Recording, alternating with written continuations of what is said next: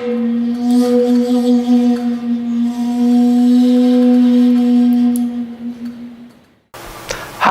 I'm John DeArmour with the Coquille Valley Sword Group, and today we're talking about Article 13. So, let's get started. Article 13, the three initiatives. There are three initiatives. The first concerns the situation when you attack the opponent from your side. The second concerns the situation when you are attacked by the opponent. And the third, when you and your opponent attack each other simultaneously. These are the three initiatives. When you attack, you should carry it out so that your body is poised to the outside, prepared to attack, but at the same time, hold your legs and the spirit back inside, and neither relaxed nor tensed, move the spirit of your opponent. This is Ken-no-sen. When an attack comes from the opponent, you should take it in hand so that you are at first not worried about your own body. Then, in the appropriate proximity, release your spirit, and therewith, according to the motion of your opponent, seize the initiative. When you and your opponent attack simultaneously, you should keep your body upright and straight, and with your sword, with your body, with your legs, as well as with your spirit, seize the initiative. Seizing the initiative is of the utmost importance. So, this is a biggie, right? This is one of those things that, irregardless of the style of combat that you practice, whether it's,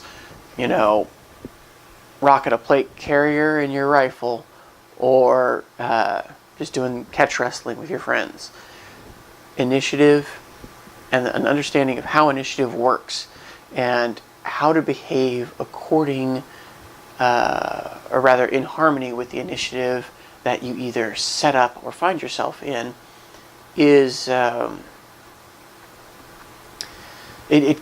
its importance can't be understated, really. The person that understands initiative will almost always win, assuming that they can put that understanding into practice, right? So, there are three initiatives, and this is one of those things where it's very universal. The Europeans talk about three initiatives, Americans talk about three initiatives, and the Japanese are, of course, no different. In Hyoho, we refer to the first initiative as Ken-no-sen, right? And it is our preferred initiative, right? So we like to hit the other guy before he has a chance to swing down at us. That is our ideal situation, because it results in the opponent being contained sooner, which means less of a chance for injury for ourselves, and typically more completely. Once a person begins to sort of roll up into their motion as it builds and kind of comes out as they start to work, whether that manifests as motion with their body, motion with their sword, or motion with their spirit, that motion is a force that counteracts your attempt to contain the person with your strike. And so the less of that force they've built up, the easier it is to contain them. So we really, even though hitting in the first initiative is more difficult in several practical ways, we still prefer it because it gives us a better outcome, right? So what does Musashi say here about the first initiative? Right? He says, when you attack, you should carry it. Wait, is that right? Yeah. When you attack, you should carry it out so that your body is poised to the outside, prepared to attack. In other words, we're not necessarily on center line. In other words, if I'm coming at you, I'm not going to drive straight in like this. I'm going to bring my body to a side. And the reason I'm doing this is I don't want you, the opponent, to feel pressured to move on an axis that they're already establishing. In other words, if the opponent's there, you and him have already established this kind of mental link of orientation between your bodies. This kind of invisible center line between you and him has already come into being. If I press straight in, bam, he is going to move along this axis that he has already developed. He's already prepped his body, positioned it, boop, boop, boop, structurally to move forward. If he's set it to move forward, he can move back, which means the axis that he's set along is the axis that he can move most readily on. So if I go straight in at him, whap, it is easier for him to void, for him to retreat, for him to come out of the space. He also perceives the motion more physically. In other words, it's more jarring to them.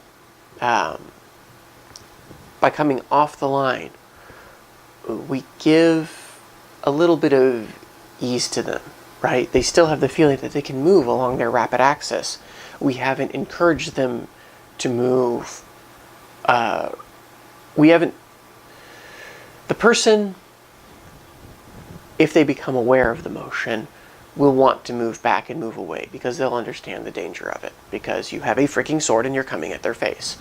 But because your line of intersection is oblique to the path that they have set up with their body, their motion is going to be hampered, right? They can't move away as expeditiously, right? Psychologically, they still feel the openness of their situation. They feel that they've got both lines of their body's motion, that they can move along freely and that there's nothing impeding them.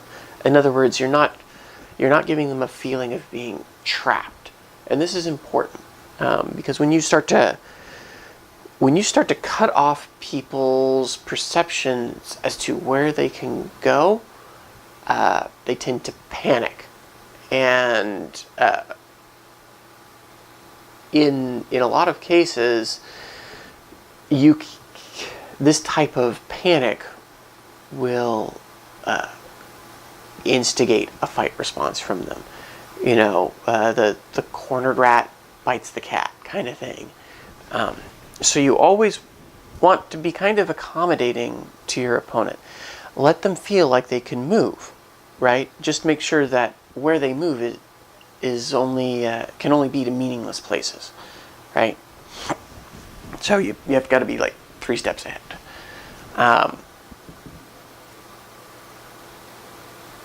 From there, as you move, again, you're not trying to spook them. This is probably the main difference between imbu and sort of actual bunkai, right? Actual application of the kata. In imbu, it is useful to make things look big so that people around you can see it and kind of understand what's happening. It's just like fights in movies are exaggerated so that average people can observe what's going on and appreciate it. And imbu is the same way, right? In the real fight, our goal is absolutely not to make our work understandable to outside observers or to our target, right? If you do a piece of work and somebody can look at it and they know exactly what you did and how you did it, that is a bad piece of work, right? That is a piece of work that your enemy can analyze while you're working on them and overcome, right? We need to work in a way that's quieter, right? This doesn't mean with less strength or less speed or less intention, but rather quietude of movement comes about from a very sophisticated control of your own taitsubaki and your mental and emotional state, and how that bleeds out through your physical work, as well as how you relate to your opponent, their body, and by extension, their psychological state that responds to their body's sort of input information, right? So, you come in, and you're quiet. You're not offensive, right? There's nothing there, right? I mean, you're there, but you're not trying to kill them with mind bullets before you hit them with your sword. You want to be more like a very good executioner or prison guard for a death row inmate. They know they're going to die. Maybe, maybe not. Maybe they haven't come to terms with it. But you know for sure that you have them. There's no need to be cruel. There's no need to prod and poke at them. Make them as comfortable as humanly possible before your moment. Right? And this is not for any kind of moral reason. In other words, we're not trying to just be good guys before we drop them, right? We're not sitting there up on the hill letting the guy finish his lunch or whatever before we work. It's just a matter of efficiency, right? It is more efficient for us to be non-intrusive and work than for us to make some big, stupid, showy, I'm dominating you. It's just like, yeah, but you haven't dominated yourself. You don't have yourself under control. So, you know, what's really going on here? Right? So, you hold back the spirit, the legs, and then, boop, you work. Right? Without a lot of fanfare. Next is Ken-no-sen, second initiative, right? Where the dude swings at you, right? This happens a lot. Whether you just didn't pick up on the situation, or you're trying to de-escalate it, or you know, especially in our modern society where we morally and legalistically promote nonviolence and only responding to violence, we're caught in this second initiative quite a bit.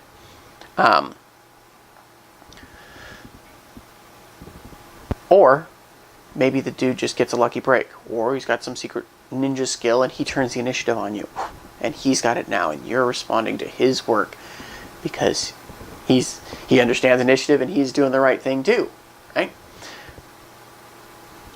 When this happens, what is important is to move with their work, right? In our strategy.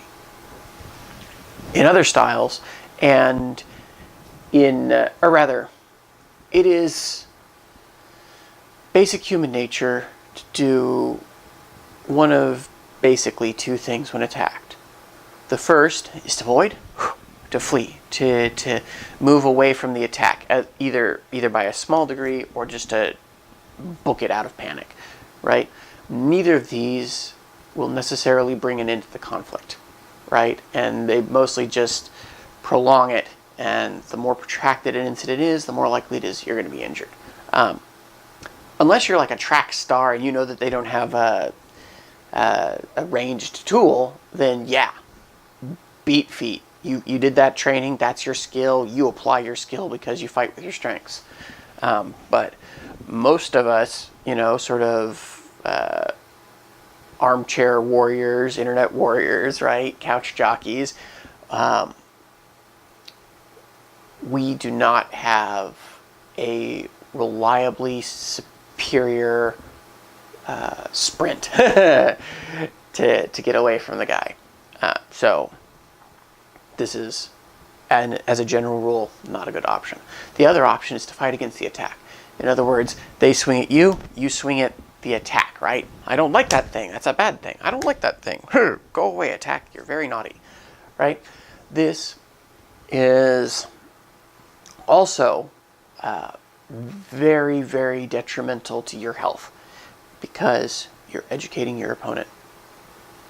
You're letting them know at what speed you respond to, at what distance you respond to, how you're going to respond with your tool as it relates to their body, right? Because if I'm working a dude and he's just playing with my sword, that's aces for me, right? I'm going to take him because he's not threatening me. He is not doing anything that's endangering me as a person, and so I can work freely. I've got time to watch him, right? I prod. He's going to respond the same way. I just slip it, right? And take him then. So these two normative responses, how people normally behave, are to be avoided. Now, that being said, there is work like Aisen Uchidome, where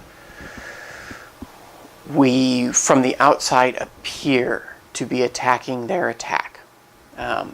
This is not at all the case, right? What we are doing in those situations is controlling their attack as we attack the person. German fencing, same way, right? Control their attack as you attack the person. You're just dealing with their sword out of necessity. It's not your goal. Your goal is to strike the dude down, not fight his attack, right? So, big difference, but they look the same. So, study that, right? Because, I mean, just that little bit of information, if you can learn to manage their attack while striking them, that's another huge advantage over the average person. So, what should we do? We want to take the attack in hand. What does that mean? It means that we are going to move in harmony with the attack. How? Right? Look at the kata, sasen. Dude swings at us. We don't void backwards. We're not voiding off to the side. We're not trying to parry the attack in to come in. What do? We're coming, and we come with it.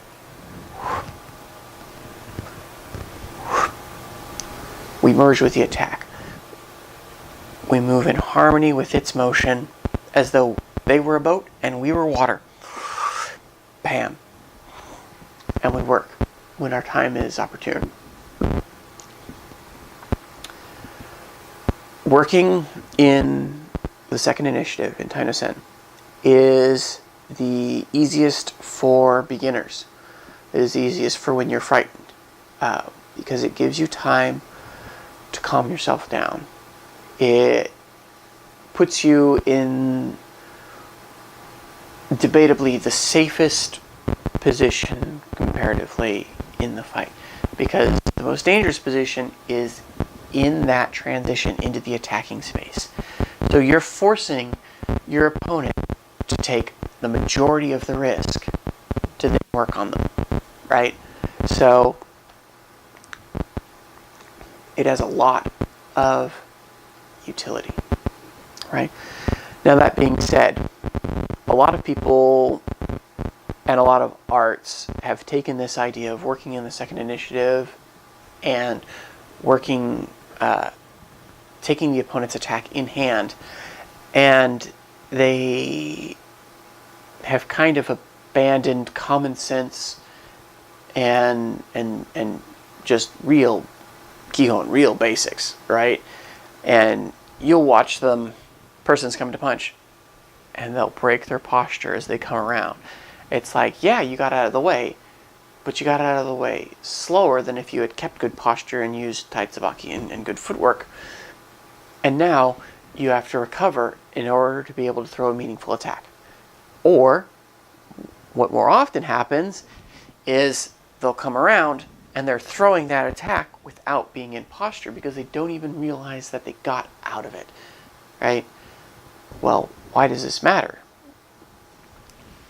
When you injure another person, when you try and bring them down, you are fundamentally using weight and speed, right? Weight is a constant, or so it seems. Speed is just how fast we travel. But here's the thing. You can only apply weight in accordance with inertia. In other words, I may have a 4-pound fist, but if my inertia is going away, the power of that weight is going in the opposite direction of the target.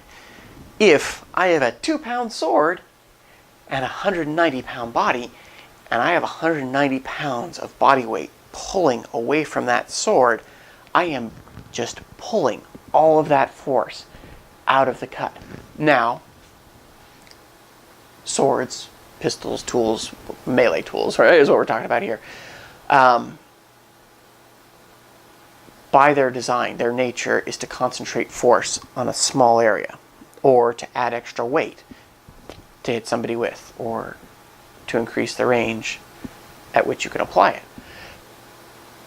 So you can still kill a person with all of your force going away from them. But this is less intentional skill developed in a way that can be repeatable and can deal with adverse conditions than it is happenstance and you using your sword, your weapon, as a crutch for your inability to move your body correctly. Well, other guy's dead, you know, how adverse of a condition am I going to really be working in? What does it matter? Well, it matters a lot, because if you apply this work in your lifetime, it's a real good chance that you're not going to do it with a sword. You're going to be doing it with your hands, right? Your hands don't concentrate force anywhere in the same universe as a sword does, right? Which means if you want to apply as much power as you possibly can into the person, you have to understand how to move your body and drive it. And this second initiative is where most people break down. So it's really useful, and a lot of our drills are done in the second initiative. Bad guy's going to attack you, you're going to respond. Boom. Not just because that is the common interaction, but because that is the place where we can watch the students, to where the students can watch themselves, right? To see, is my work good? How am I interacting with this threat psychologically? What does it make me do, right? And what can I make myself do better? So, the third initiative, Ken-no-sen, is when either by chance or by intention, you and your opponent strike at the same time. I say by intention because when you understand this initiative rating, or this initiative timing, you can get a lot of benefit from attacking somebody in the same time that they attack you, because it has the advantage of Ken-no-sen in that they are already crossing that gulf, right? They're already putting themselves in danger. You're just going to meet them at a faster time. Yeah, this means that you're putting yourself in danger a little bit too, but you can prevail when you understand good body mechanics, good taitsubaki, good geometry.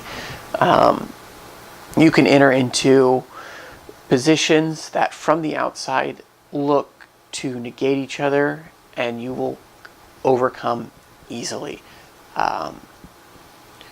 This is, you'll see this in the Aisen Uchidomi Kata once we get to it.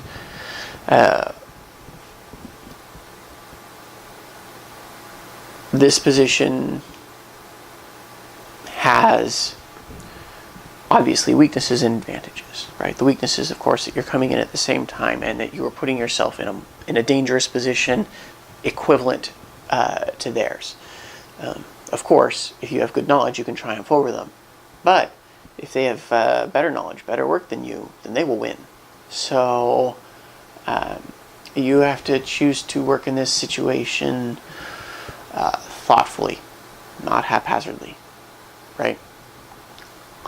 The advantage over, say, like the second initiative, Ken-no-sen, is the speed relation, the timing relation between you and your opponent.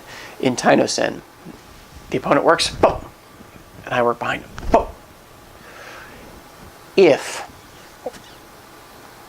the other person is good, just as you see their work beginning here, not here, they will see your timing begin back there, not when it's hit them. Which means they can adjust, right? If their work is good, if they're good, if they're on an equal level with you, they can counter your counter and work in Ken-no-sen to your Ken-no-sen, right? And just flip the initiative on you. So, working at the same time, it is much, much harder for the opponent to catch this rhythm and timing. They can do it, right? But it almost always results in a kind of locked bind with your sword, as you're both pressing geometric advantage. Now, if the person doesn't understand close work, then you'll take them, right? But if they do, if they're of equal skill to you, you'll have to sort it out from there, whether you're going to try and overrun them, whether you're going to try and clear yourself a path so you can cut at them, or whether you're working to dramatically change your relation to them so that they can't bring their tools to bear on you. Any of those three, I'm sure there are other options as well, depending on your system's individual strategy and work. But it is much harder to deal with, right? So, we want to seize the initiative. Now, in English, when we use the word initiative, we use it almost exclusively to mean going first, right? And while it is true in Hyoho, we want to work in Ken-no-sen in that first initiative as often as possible. Initiative in context of Koryu doesn't just mean who goes first in the encounter. It means who initiates the attack during the exchange. So if I swing at my opponent, I'm working in Ken-no-sen. I'm working in that first initiative, right? And they have to respond. If they respond in Ken-no-sen, second initiative, bam! Now they have initiative. Now they have the Ken-no-sen. Now I have to respond to them or die, right? So initiative and who has initiative is a fluid sort of thing. And when you have the initiative, you're acting as opposed to reacting. Now, when you're on the receiving end, you can also choose to be active rather than receptive, but it's much it's more difficult to do, and people without training will have a very near impossible time turning the tide. Why? Why is this important? Right? For a lot of reasons. One is time. Right? By the time I start attacking you, you're already behind the curve. My attack takes this much time. You start to perceive that there's an attack at this point. Your body brings in the information, processes the information, and begins to move your body in response at about this point. My attack is already halfway through. If I'm working from a position where I've already cut the time in half, like Jodan or Chudan, or Gaidon rather, or maybe I'm working Chudan and I'm working the middle guard. I'm doing, whatever you've allowed me to get too close, right? The amount of time that is left for you to respond in is quite small, and it's the more you work in tight spaces in an instant, the harder it is for you, because the more stress will tend to build.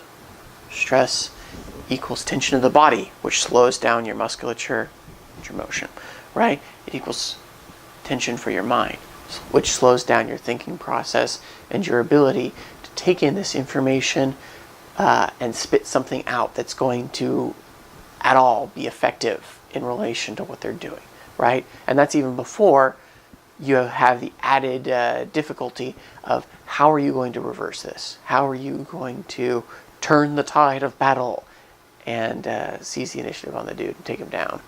So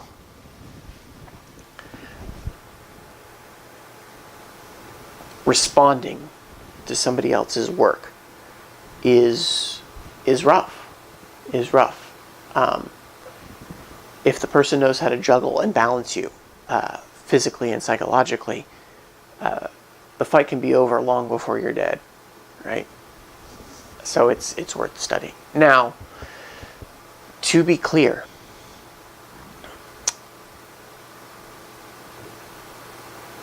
the initiative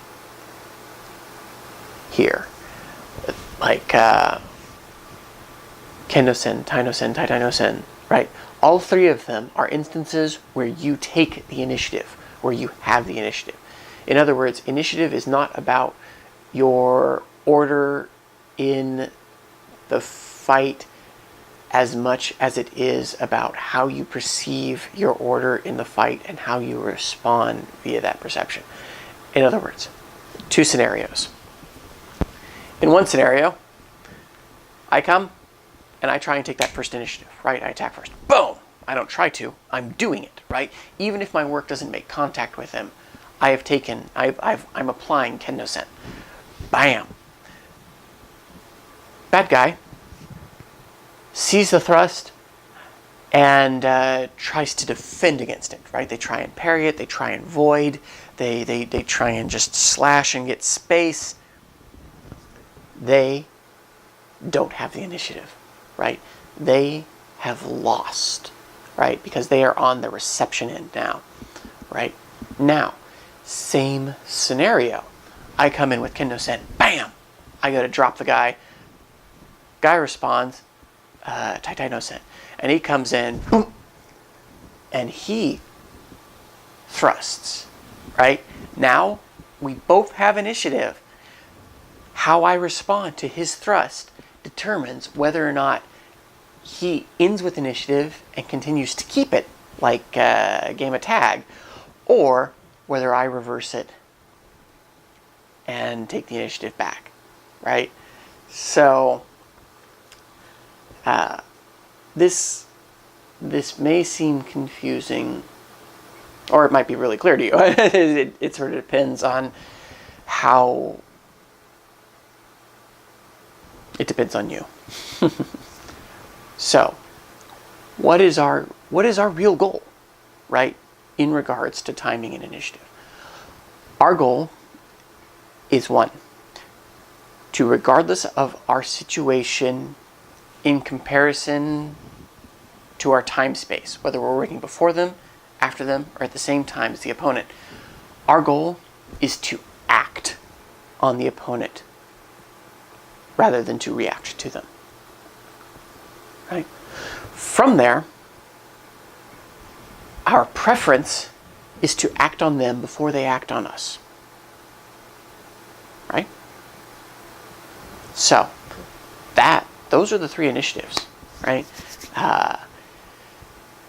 This is so important. So important, right?